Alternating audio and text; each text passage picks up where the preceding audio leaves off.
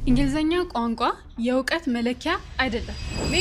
ሜቢ ናት። ግን እኔ እንግሊዘኛ ቋንቋ በማወቄ የከፈተልኝን ኦፖርቹኒቲዎች ልንገራችሁ። አንደኛ ገና ከሃይስኩል በየወሩ ገንዘብ እየተከፈለኝ ሃይስኩልን እንድማር ረድቶኛል። ይህም ሬጅስትሬሽን ፕሮሰሱ ላይ የእንግሊዘኛ ራይቲንግ እና የኢንተርቪው ደግሞ በእንግሊዘኛ ስለሆነ የእንግሊዘኛ እውቀቴ በጣም ጠቅሞኛል ማለት ነው። ሁለተኛ ሃይስኩልን ጨርሼ ወደ ውጪ እድል ስሞክር የኤሴው እና የኢንተርቪው ፕሮሰሱ ላይ የእንግሊዘኛ ቋንቋ በጣም ረድቶኛል።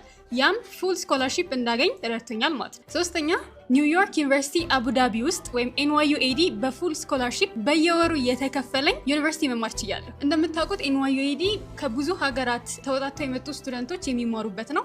እዛም ከብዙ ዳይቨርስ የሆነ ኮሚኒቲ ጋር ኮሚኒኬት እንዳደርግና ከNYUAD ጋር የሚመጣ የትራቨል ኤክስፒሪየንስ ኢን US ኒውዮርክ ሲቲ፣ ኢንዲያ የተለያዩ ከተሞችን ትራቨል እንዳደርግ አግዞኛል። እነዚህን ሁላ ኦፖርቹኒቲዎች የከፈተልኝን እንግሊዘኛ እንዴት ነው ያወቅኩት ብላችሁ ከጠየቃችሁኝ ፕራክቲስ ኢዝ በጣም ኢምፖርታንት። በየቀኑ ፕራክቲስ አደረጋችሁ በኮንፊደንስ እንግሊዘኛ ማውራት መቻል አለባችሁ። ግን እንግሊዘኛ የሚያወራ ሰው አካባቢ ካልሆናችሁ ምንድነው ማድረግ ያለባችሁ? ሶሻል ሚዲያ ላይ እንግሊሽ የሚያስተምሩ ፔጆችን ፎሎ ማድረግ። አንድ ኤግዛምፕል እኔ ፐርሰናሊ የሚጠቀመው የኢሲፒ እንግሊሽን ነው። ቲክቶክ ላይም ኢንስታግራም ላይም ቴሌግራም ላይም ዴይሊ ፕራክቲስ እና ቻሌንጆች አሏቸው። አሁን ራሱ ዴይሊ የምጠቀመው ቻናል ነው። ሶ አይ ሃይሊ ሬኮመንድ ዩ ፎሎ የኢሲፒ እንግሊሽ ቲክቶክ፣ ቴሌግራም እና ኢንስታግራም ቻናል።